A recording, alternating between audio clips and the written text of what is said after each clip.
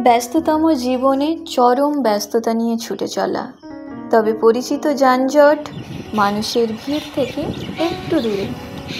যাচ্ছি কোথায়? খোলা আকাশের নিচে প্রাণ ভরে শ্বাস নিতে।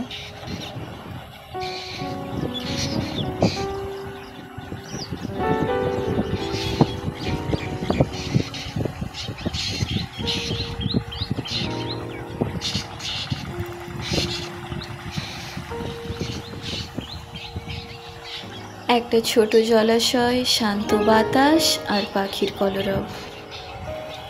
হাতে কিছুটা সময় থাকলে বেশ কিছুটা সময় এখানে অনায়াসেই কাটিয়ে দেওয়া যায়।